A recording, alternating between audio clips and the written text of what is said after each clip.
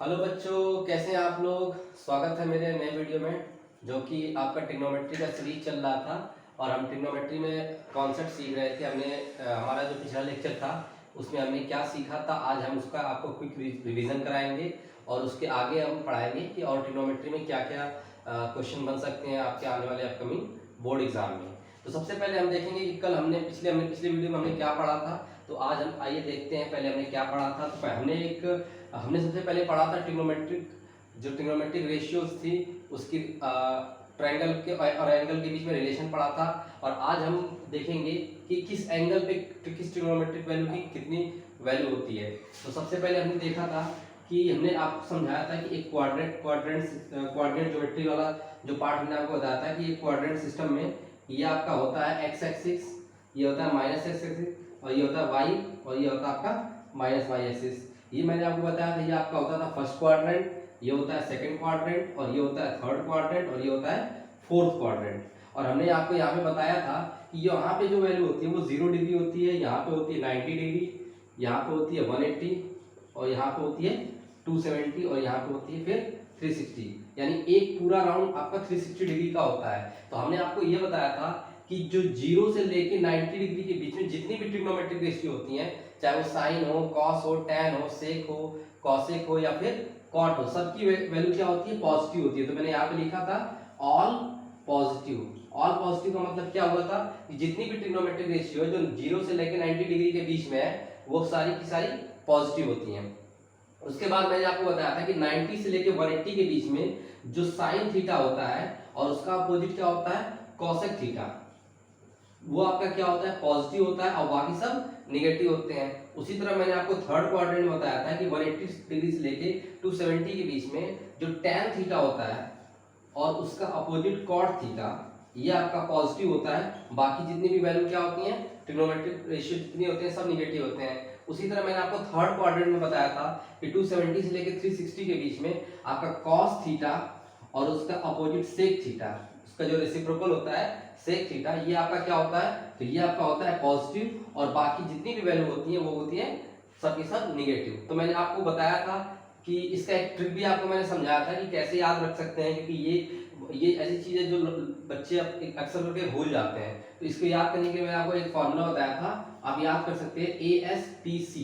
ASTC एक ऐसा shortcut है जिससे आप याद रख सकते हैं। A फॉर होता है ऑल, A फॉर मैं यहाँ पे लिख देता हूँ, A फॉर होता है ऑल पॉजिटिव, S फॉर होता है साइन थीटा एंड उसका अपोजिट कॉसेक थीटा, ये पॉजिटिव, और T फॉर होता है tan एंड उसका अपोजिट कॉट थीटा, और C फॉर होता है कॉस थीटा और उसका अपोजिट सेक थीटा।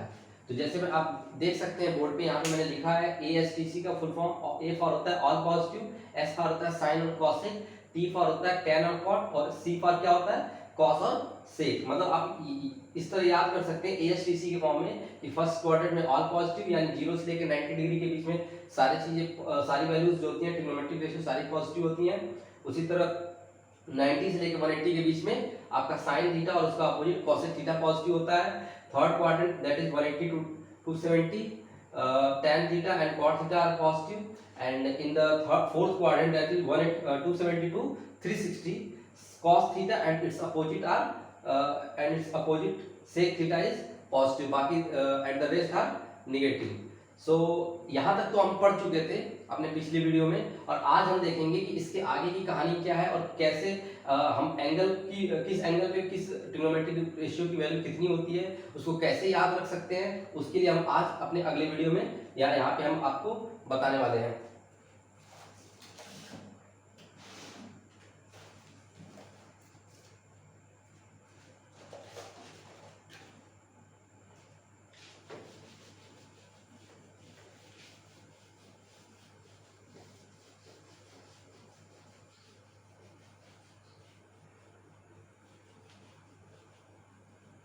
आज हम पहले तो आपको टेबल्स की मदद से बताएंगे कि किस ट्रिग्नोमेट्रिक रेशियो की वैल्यू कितनी होती है।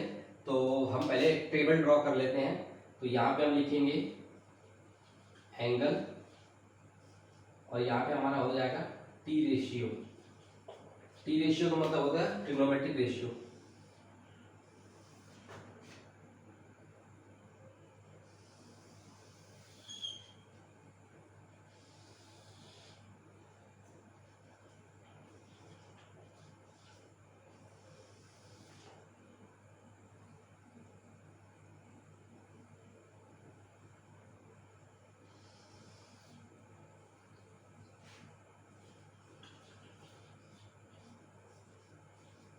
ये हमारा 0 डिग्री हो गया।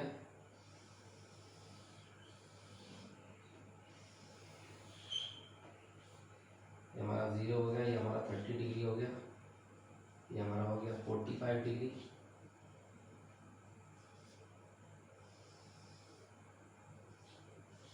डिग्री। ये हमारा हो गया 90 डिग्री। और हम आपको 180 तक लिखवा देते हैं वैल्यू। ये हमारा हो गया 180 डिग्री।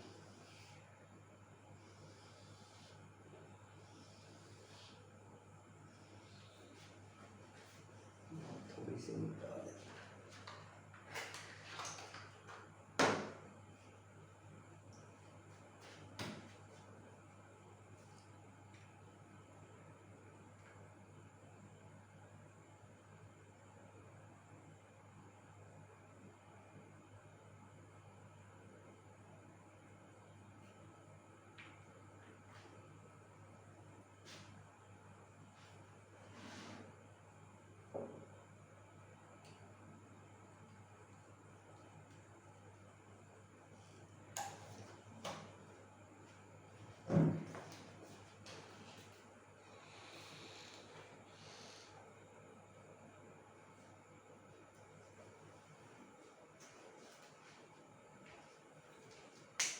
तो ये हमने एंगल लिख लिया। अब यहाँ पे हम लिखेंगे हमारा फर्स्ट क्या है, trigonometric ratio sine theta, second one is cos theta, third one is tan theta, इसके बाद फोर्थ है आपका साइन का अपोजिट कॉसेक थीटा, फिफ्थ है आपका सेक थीटा, और सिक्स्थ है आपका कॉट थीटा।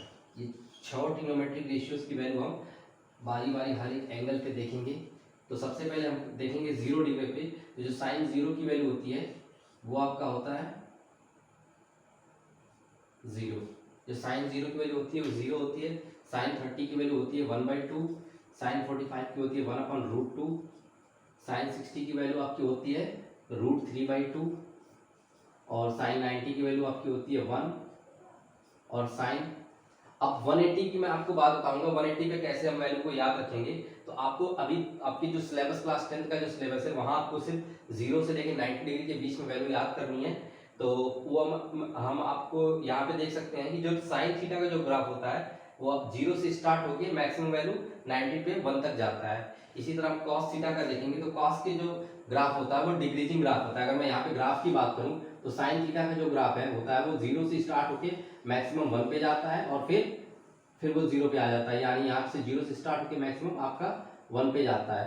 उसी तरह जो कॉस थीटा का जो ग्राफ होता है, जो हम देखेंगे कॉस थीटा का जो ग्राफ होता है वो 1 से स्टार्ट होके और 0 पे आके कट करता है। तो यहाँ पे कॉस थीटा की जो वैल्यू हो जाएगी 0 डिग्री पे, इसकी वैल्यू आपकी हो जाएगी 1, और उसके बाद क्या हो जाएगा तो 30 डिग्री पे आपका हो जाएगा √3/2, और 45 पे आपका सेम होता है 1/√2, 60 पे आपकी हो जाती है √2 सॉरी 1/2, एंड 90 पे आपका क्या हो जाएगा तो 0 हो जाएगा। यानी आप यहाँ से भी याद कर सकते हैं कि जो साइन थीटा की जो वैल्यू होती है वो 0 से स्टार्ट होती है और 1 तक जाती है, और जो कॉस थीटा की वैल्यू होती है वो 1 से स्टार्ट होती है, वो आपको आपकी 0 पे जाके खत्म हो जाती है। मतलब यहाँ से स्टार्ट ऐसे होता है और ये यहाँ से स्टार्ट इधर से अपोजिट साइड से होता है।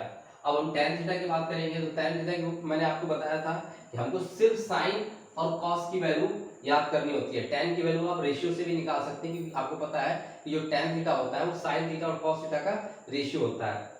वैसे हम यहाँ पे देखेंगे तो 0/1 की जो वैल्यू हो जाएगी तो tan 0 की वैल्यू क्या हो जाएगी 0। आपको ऐसे भी याद कर सकते हैं कि जो tan थीटा होता है वो sine theta by cos theta होता है। मैंने आपको बताया था कि जो tan थीटा होता है वो क्या होता है आपका tan थीटा जो होता है वो sine theta divide by cos theta होता है। यानी आप यहाँ से देखें तो 0/1 की वैल्यू क्या हो जाएगी 0 हो जाएगी। उसी तरह 1/2/√3/2, तो जब आप इसको सॉल्व करेंगे तो ये आपका आ जाएगा 1/√3। उसी तरह जब आप इसका सॉल्व करेंगे 1/√2/1/√2, तो इसका रेशियो क्या हो जाएगा 1 हो जाएगा। अभी आप देख सकते हैं सिर्फ आपको साइन थीटा और कॉस थीटा का टेबल याद रखना है, बाकी आपको सारे टेबल हम बिना इन्हीं दोनों की मदद से आपको निकलवा देंगे। जैसे कि मैंने बताया कि यहाँ पे क्या होता है कि जो tan थीटा होता है वो साइन थीटा और cos थीटा का रेशियो होता है। तो 0 डिग्री पे कितना हो जाएगा 0/1 0। उसी तरह 30 पे क्या हो जाएगा 1/2/√3/2, दैट इज 1/√3। एंड 45 पे क्या हो जाएगा आपका 1/√2 डिवाइड बाई 1/√2 दैट इज 1। ऐसे इसी तरह 60 डिग्री पे आपका क्या हो जाएगा, तो √3/2 अपॉन 1/2 का रेशियो क्या हो जाएगा, ये आपका हो जाएगा √3 हो जाएगा। उसी तरह 1/0 क्या हो जाएगा आपका, नॉट डिफाइंड या फिर इनफाइनाइट भी हम लिखते हैं।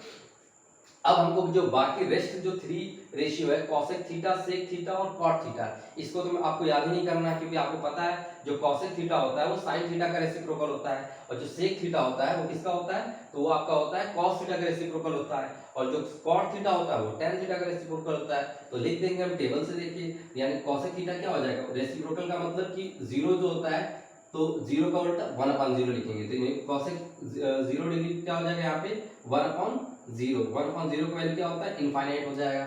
उसी तरह 30 डिग्री का क्या लिखेंगे, तो उसी को उल्टा करके लिख देंगे, यानी ये आपका हो जाएगा 2/1 यानी 2 हो जाएगा। उसी तरह यहाँ पे 45 पे क्या हो जाएगा, तो √2/1 यानी √2 हो जाएगा। यहाँ पे क्या हो जाएगा 60 डिग्री पे, तो 2/√3, यहाँ पे √3/2 है, तो यहाँ पे √2/2 डिवाइड बाई √3 हो जाएगा।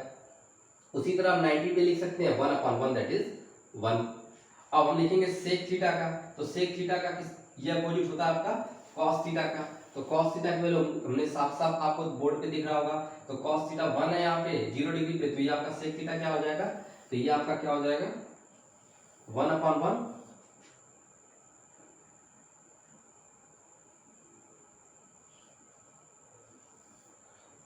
1/1, ये भी आपका 1 हो जाएगा।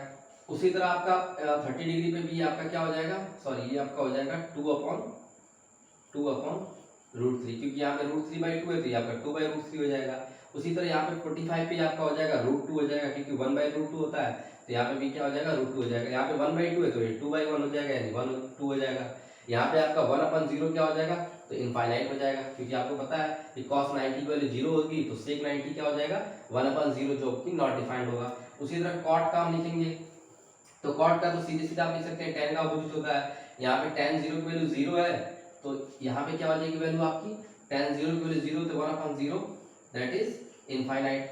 उसी तरह 1/√3 है यहाँ पे, तो यहाँ पे √3/1 हो जाएगा, यानी √3 हो जाएगा। यहाँ 1/1 तो 1 ही होगा। उसी तरह यहाँ पे √3 है, तो √3 का हम रेसिप्रोकल लिखेंगे, तो 1/√3 हो जाएगा। यहाँ पे इनफाइनाइट है, तो 1/इनफाइनाइट लिखेंगे, इसकी वैल्यू हो जाएगी आपको 0 हो जाएगी। तो ये तो मैंने आपको बता दिया कि 0 से लेके 90 डिग्री के बीच में हम कैसे एंगल को साइन थीटा के रेशियो को कैसे याद रखेंगे, लेकिन 180 का कैसे निकालेंगे, तो जो वैल्यू 0 डिग्री पे होती है वही वैल्यू 180 डिग्री पे होती है, जो वैल्यू 0 डिग्री पे होगा वही वैल्यू 180 डिग्री पे होगा। यानी आप ऐसे अगर मैं यहाँ पे बनाऊं, मैंने अभी आपको जो फॉर्मूला बताया था ASTC वाला कोऑर्डिनेट सिस्टम में, तो आप देख सकते हैं ये आपका एंगल यहाँ पे 0 डिग्री होता है, यहाँ पे 90 डिग्री होता है, यहाँ पे 180 डिग्री होता है, और यहाँ पे 270 डिग्री होता है।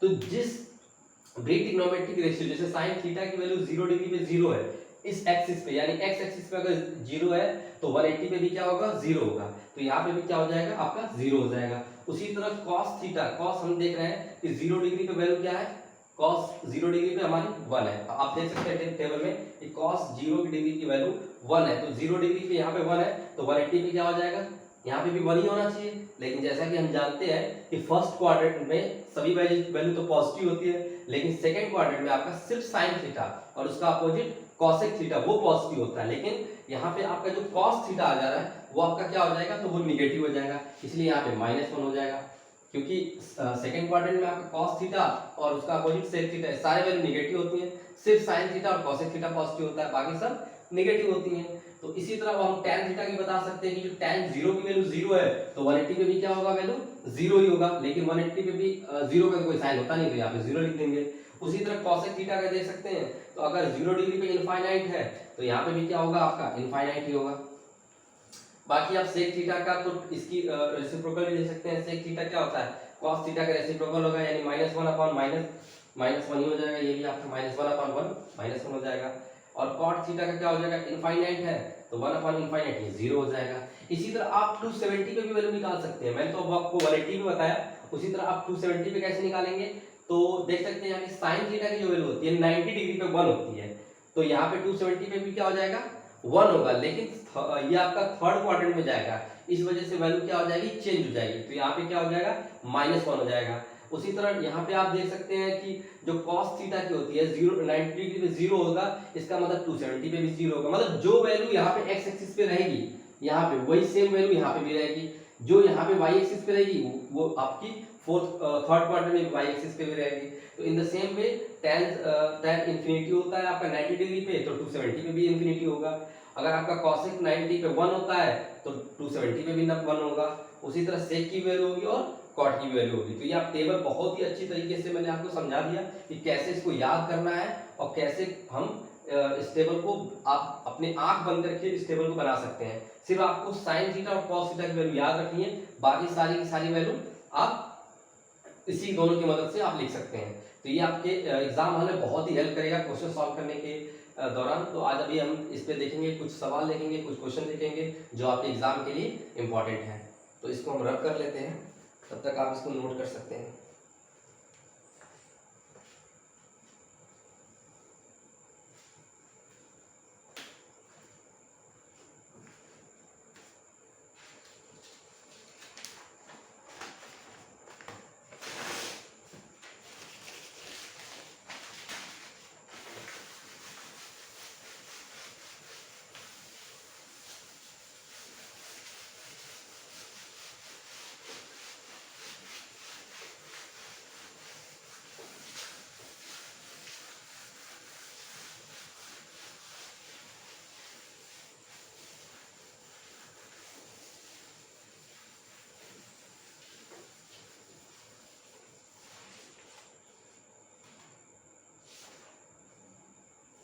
तो हमारा एक एक्सरसाइज आपका क्वेश्चन है, एक्सरसाइज 8.2 का, जो बहुत अच्छा क्वेश्चन है आपका, पहला ही क्वेश्चन है, या आप इसका एक क्वेश्चन कर सकते हैं। इस पे sine 30 into cos 45 plus cos 45 into sine 30।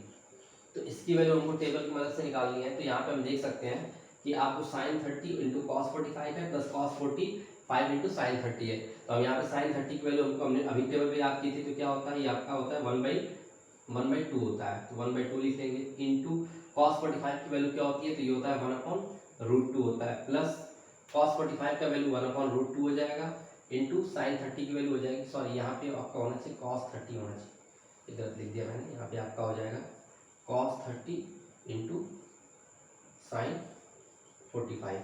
तो cos 30 की वैल्यू कितनी होती है, तो sin 30 का अगर 1/2 है तो इसका जस्ट अपोजिट √3/2 हो जाएगा, इंटू sin 45 की वैल्यू क्या हो जाएगी, तो ये तो हमेशा 1/√2 होता है, क्योंकि sin 45 हो या cos 45 हो, दोनों की वैल्यू सेम होती है। तो अब इसका मल्टीप्लाई कर लेंगे तो ये आपका हो जाएगा 1, ऊपर का 1 इंटू 1 1 हो जाएगा, और नीचे 2 इंटू √2 क्या हो जाएगा, तो 2√2 हो जाएगा। फिर बीच में प्लस का साइन, तो प्लस लिखेंगे, ये आपका √3 इंटू 1 आपका √3 हो जाएगा, और नीचे 2√2 हो जाएगा। तो यहाँ पे आप देख सकते हैं कि दोनों का डिनोमिनेटर सेम है, तो हम डायरेक्ट इसको ऐड करके लिख देंगे। ये हमारा हो जाएगा √3/1 और 2√2। ये आपको, अगर आपको इसको और फर्दर सॉल्व करना है तो आप इसको ऊपर नीचे √2 से मल्टीप्लाई करके रैशनलाइज कर सकते हैं। तो ये आपका हो जाएगा √2 इंटू √3 √6 हो जाएगा, प्लस √2 डिवाइड बाई, ये आपका हो जाएगा 2, और √2 इंटू √2 क्या हो जाएगा, तो 2 हो जाएगा। तो ये आपका हो जाएगा 2 2 जा 4। ये आपका फाइनल आंसर हो गया √6 प्लस √2 अपॉन √4, तो सॉरी 4। तो ये इस क्वेश्चन को इस तरह सॉल्व करेंगे। इसी तरह हम कुछ और क्वेश्चन देखेंगे आपके एक्सरसाइज के, हम देखेंगे क्वेश्चन। तो एक बहुत ही प्यारा सा क्वेश्चन है, इसको आप नोट कर सकते हैं। तो फिलहाल मैं इसको आपको रद्द कर रहा हूँ।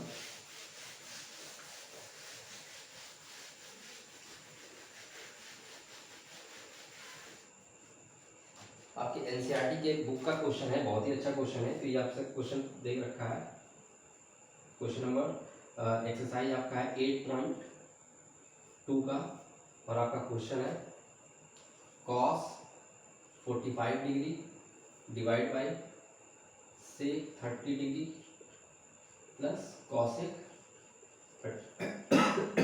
30 डिग्री। तो इस क्वेश्चन को देखेंगे हम कैसे करेंगे। तो क्वेश्चन तो हमने सही लिखा है, बिल्कुल सही है, ये आपका क्वेश्चन है। तो आप इसको हम टेबल की मदद से याद करके इस क्वेश्चन को सॉल्व करने की कोशिश करेंगे। तो जैसा कि आपको मैंने बताया कि cos 45 हो या sin 45 हो, दोनों की वैल्यू क्या होती है, तो 1/√2 होती है। तो ये आपका हो जाएगा 1/√2, और सेक 30 का और कॉसेक 30 की वैल्यू हमको याद नहीं है, तो हम कैसे याद करेंगे? तो मैंने आपको बताया था कि सेक जो होता है वो कॉस का अपोजिट होता है, तो हमको कॉस की वैल्यू याद करनी है। कॉस 30 की वैल्यू कितनी मैंने बताया था? तो कॉस 30 की जो वैल्यू होती है वो होती है √3/2। आप लिख सकते हैं एक पेज पे सिर्फ साइन और कॉस की वैल्यू लिख लीजिए 0 से लेके 90 डिग्री के बीच में और उसको रट लीजिए। बाकी आपकी जितनी भी वैल्यू है, चाहे टैन हो, चाहे कॉट हो, चाहे सेक हो, चाहे कॉसेक हो, उन्हीं दोनों की मदद से मैं आपको लर्न करवा दूंगा। तो मैंने बोला कि सेक 30 की वैल्यू आपको याद नहीं है, तो सिंपल आप क्या याद करिए? कॉस 30 की वैल्यू क्या याद करिए? कॉस 30। कॉस 30 मैंने क्या लिखवाया था? √3/2। तो √3/2 होगा तो सेक 30 क्या हो जाएगा? जस्ट इसी को उलट दीजिए, यानी ये हो जाएगा 2/√3 प्लस। अब कॉसेक 30 याद करना है तो मैंने क्या बताया था? किसका याद करो? साइन 30 याद करो। तो साइन 30 मैंने सिंपल सा बताया था क्या होता है? 1/2। तो ये क्या हो जाएगा आपका? 2/1 हो गया।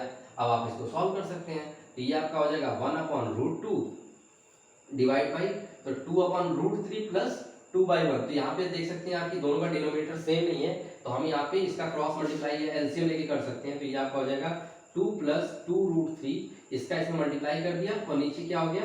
2√3, √3 × 1 √3 हो गया। अब आप देख सकते हैं तो इसको हम ऐसे भी लिख सकते हैं 1/√2 इंटू ये ऊपर चला जाएगा यानी √3 डिवाइड बाई 2 + 2√3, इस तरह लिख सकते हैं। इसको आप ब्रैकेट बना के लिख सकते हैं, ठीक है। अब आप इसको सॉल्व कर सकते हैं, तो √3 × 1 क्या हो जाएगा? √3 हो जाएगा और डिवाइड बाई क्या हो जाएगा आपका? तो √2 का 2 से मल्टीप्लाई हो जाएगा तो 2√2 हो जाएगा प्लस √2 का आप इसमें करेंगे 2√3 में, तो ये आपका हो जाएगा 2√6 हो जाएगा। तो ये आपका आंसर हो गया। इसके बाद अब अगला क्वेश्चन देखते हैं। तो फिलहाल आप इस क्वेश्चन को देख सकते हैं कि कितने आसानी से मैं इस क्वेश्चन को बिना मतलब आपको कितना आसानी से करवा दिया। आपको क्या करना है? सिर्फ वैल्यू सारी याद नहीं करनी है, सिर्फ साइन थीटा और कॉस थीटा की वैल्यू याद रखनी है, बाकी आपको अपने आप टेबल से वैल्यू याद हो जाएंगे। तो अब अगला क्वेश्चन देखते हैं और एक अच्छा सा क्वेश्चन हम अपने बुक से करते हैं। तो इसको हम रफ कर लेते हैं पहले, और इसको आप रफ कर लीजिए, इसको नोट कर लीजिएगा वीडियो पॉज करके।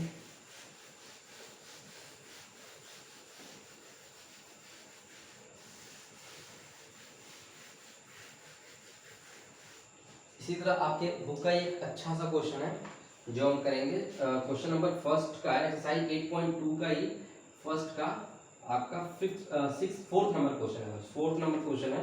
तो क्वेश्चन क्या कह रहा है? Sine 30 plus tan 45 minus cosec 60 divide by sec 30 plus cos 60 plus cot 45। तो ये आपका क्वेश्चन है और इसको हम आपके इसी टेबल की मदद से इसको सॉल्व करने की कोशिश करेंगे। तो कैसे करेंगे? तो देखते हैं, हम इसको करते हैं। तो जैसा कि मैंने आपको बताया कि यहाँ पे आप देख सकते हैं जो साइन 30 लिखा है इसकी वैल्यू तो हमको याद है। जैसे कि आपको बताया था साइन और कॉस की वैल्यू आप याद कर लीजिए। तो साइन 30 की वैल्यू क्या होती है? तो ये आपका हो जाएगा 1/2 प्लस tan 45 क्या होता है? तो ये होता है साइन बाई कॉस 45, यानी साइन 45 और कॉस 45 का रेशियो होता है। तो जैसा कि आपको पता है कि साइन 45 और कॉस 45 दोनों की वैल्यू सेम होती है 45 डिग्री पे, तो tan 45 आपका क्या हो जाएगा? 1 हो जाएगा क्योंकि दोनों कट जाएंगे, माइनस कॉसेक 60 की वैल्यू हमको पता नहीं है, तो कैसे याद करेंगे? तो हमने बताया आपको कि कॉसेक किसका अपोजिट होता है? कि साइन का होता है। तो साइन 60 की वैल्यू क्या होती है? तो साइन 60 का आपको मैं अभी बताया कि जब साइन 30 पे 1/2 है तो साइन 60 का √3/2 हो जाएगा। जब √3/2 होगा तो ये उसका रेसिप्रोकल क्या हो जाएगा? 2/√3। उसके बाद हम क्या करेंगे? तो नीचे वाले का लिखेंगे। नीचे वाला का अभी मैंने बताया था आपको सेक 30 किसका अपोजिट होता है? तो कॉस का होता है। तो कॉस 30 आपका √3/2 हो जाएगा, तो ये √2/√3 हो जाएगा उसका रेसिप्रोकल। उसी तरह कॉस 60 1/2 होता है तो इसको 1/2 लिख देंगे, प्लस कॉट 45, तो tan 45 अगर 1 है तो कॉट भी 1 ही होगा क्योंकि 1 का अपोजिट 1/1 1 ही हो जाएगा। इसको अब आप सॉल्व करेंगे तो कैसे करेंगे? तो पहले हम इन दोनों को, ये जो प्लस वाली वैल्यू है, इन दोनों को सॉल्व कर लेते हैं एलसीएम लेके। तो 1/2 + 1 क्या हो जाता है? तो ये आपका हो जाएगा 3/2 हो जाएगा। उसी तरह ये हो जाएगा आपका -2/√3। नीचे भी इसी तरह देखेंगे तो ये आपका क्या हो जाएगा? 2/√3 प्लस 1/2 + 1 3/2 हो जाएगा। ठीक है। अब आप क्या करेंगे कि इसको एलसीएम लेके सॉल्व करेंगे क्योंकि ऊपर अगर देखा जाए तो वैल्यू दोनों सेम है, बट यहाँ पे साइन का डिफरेंस है, यहाँ माइनस का साइन है और यहाँ पे प्लस का साइन है। तो पहले तो इसको एलसीएम लेके ऊपर का ऊपर और नीचे का नीचे सॉल्व कर लेते हैं। तो 2 और √3 का एलसीएम क्या हो जाएगा, तो ये 2√3 हो जाएगा। ऊपर आपका क्या बचेगा, तो ये हो जाएगा 3√3, इसका इसमें मल्टीप्लाई, इसका इसमें मल्टीप्लाई, -4 डिवाइड बाई आपका ये हो जाएगा, तो ये हो जाएगा 2 2 या 4, नीचे हो जाएगा 2√3 एलसीएम, और ये हो जाएगा 4 प्लस 3√3। तो ये आपका ये और ये वैल्यू तो कट जाएगी क्योंकि दोनों सेम है, यानी आपका रेशियो क्या हो जाएगा 3√3 -4 अपॉन 3√3 + 4। इसको ऐसे भी लिख सकते हैं 3√3 + 4। तो ये आपका वैल्यू हो गया। अगर आप इसको और भी सॉल्व करना चाहते हैं, वैसे तो आप इतना भी आंसर लिख के छोड़ सकते हैं, लेकिन एग्जाम हॉल में हो सकता है आपको रेशनलाइज करके सॉल्व करके और भी वैल्यू निकालनी हो, तो इसको फर्दर सॉल्व करने के लिए आप 3√3 -4 अपॉन 3√3 -4 से मतलब जो भी यहाँ पे साइन होता है, जो नीचे वैल्यू होती है 3√3 + 4, इसके रेसिप्रोकल से, दैट इज 3√3 -4, इसके कंजुगेट से हम ऊपर नीचे कंपोनेंट और डिविडेंड, मतलब ऊपर भी न्यूमरेटर और डिनोमिनेटर दोनों में मल्टीप्लाई और डिवाइड करते हैं। तो अब इसको फर्दर सॉल्व करने के लिए हम यहाँ पे लिख सकते हैं, तो यहाँ पे क्या होगा, ये भी ये दोनों वैल्यू सेम है, तो ये आपका हो जाएगा 3√3 -4 का होल स्क्वायर, और डिवाइड नीचे क्या हो जाएगा, तो ये आप देख सकते हैं कि ये a + b के फॉर्म में और ये a - b के फॉर्म में है, तो ये क्या हो जाएगा a² - b², यानी ये हो जाएगा 3√3 का स्क्वायर -4 का स्क्वायर, दैट इज 16। या आप इसको लिख सकते हैं ऐसे 4 का स्क्वायर। अब आप इसको सॉल्व करना है तो इसको हम इधर भी लिख सकते हैं, यहाँ पे हमारे पास स्पेस है, तो इसको हम लिख सकते हैं 3√3 -4 का होल स्क्वायर डिवाइड बाई, नीचे क्या हो जाएगा, तो 3 का स्क्वायर 9 × 3 27 -4 का स्क्वायर 16। यानी इसको अगर फर्दर सॉल्व करें तो इसका आप a - b का होल स्क्वायर करके लिख सकते हैं, तो ये आपका हो जाएगा 9, 3√3 का स्क्वायर हो जाएगा 27 a² - a² + b² -2 × 4 ×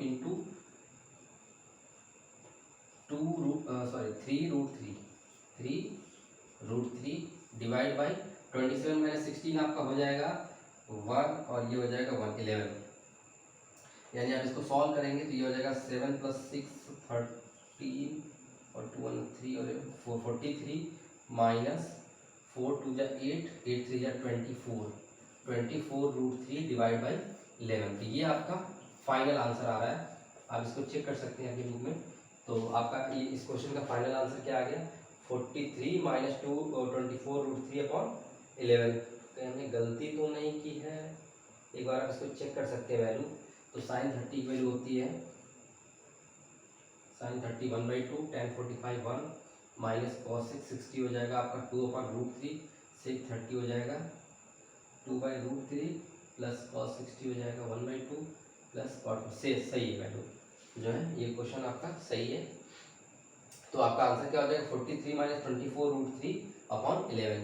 तो इस तरह हम इस क्वेश्चन को सॉल्व कर सकते हैं। आप देख सकते हैं इसका सॉल्यूशन कुछ ज़्यादा भी डिफिकल्ट नहीं है, बस कैलकुलेशन में थोड़ा बहुत है, बाकी वैल्यू तो आपको मैंने बता ही दिया कैसे पुट करनी है। आप बाकी तो आपका क्लास 6 7 का कैलकुलेशन है वो तो कर ही सकते हो, क्योंकि आप लोग 10th के बच्चे हो। तो इस क्वेश्चन को देख सकते हो कैसे कितनी आसानी से मैंने इसको सॉल्व कर दिया। अब आगे हम देखेंगे कुछ आइडेंटिटीज़ क्या है आपके बोर्ड में जो रेलिवेंट है, जो आपके इस चैप्टर में कुछ आइडेंटिटीज है जो आपको याद करना पड़ेगा।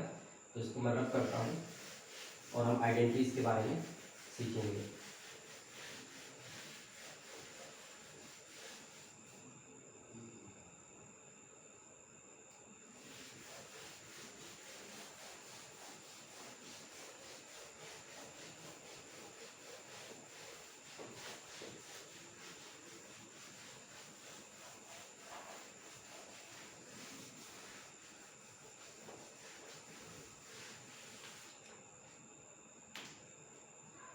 तो जैसा कि मैंने बताया आपको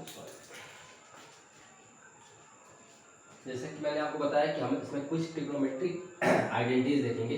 तो आप हेडिंग नोट कर सकते हैं, सम ट्रिग्नोमेट्रिक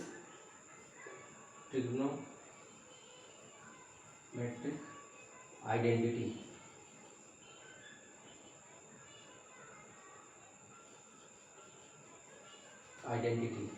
ट्रिग्नोमेट्रिक आइडेंटिटी क्या होती है, सबसे पहला हम देखेंगे। तो हम देख सकते हैं सबसे पहला क्या है हमारा तो सबसे पहला आइडेंटिटी, सबसे बेसिक आइडेंटिटी आपके बुक का है, वो होता है sine square theta plus cos square theta is equal to 1।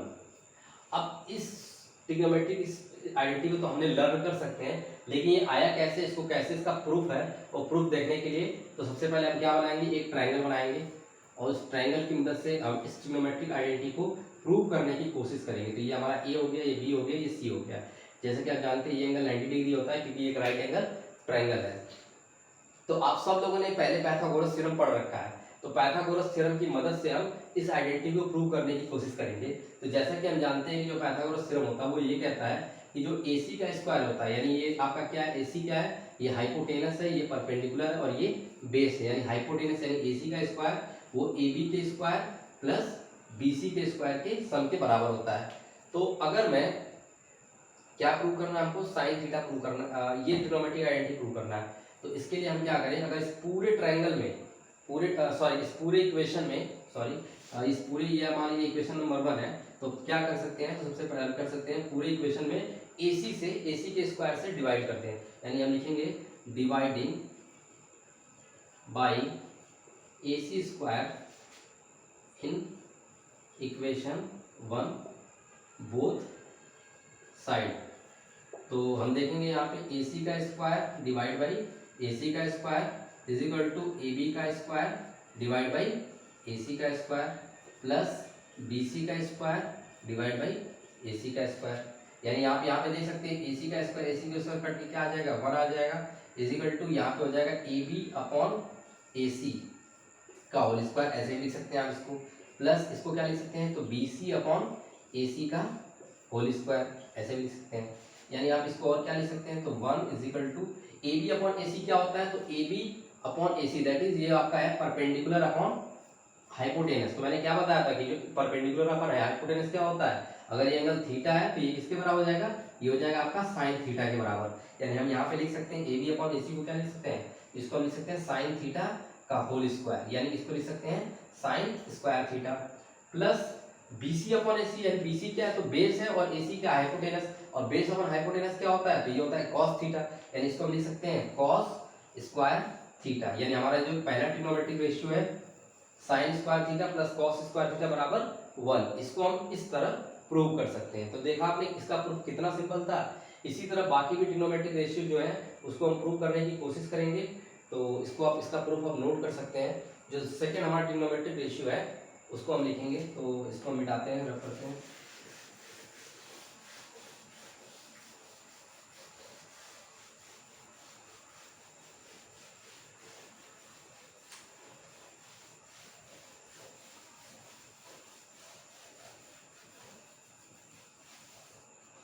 तो दूसरा हमारा ट्रिग्नोमेट्रिक जो रेशियो है उसको हम देखेंगे। तो जो सेकंड वाला हमारा होता है, सबसे बेसिक तो आपका हो गया sign square theta plus cos square theta बराबर 1, इसका प्रूफ भी हमने देख लिया।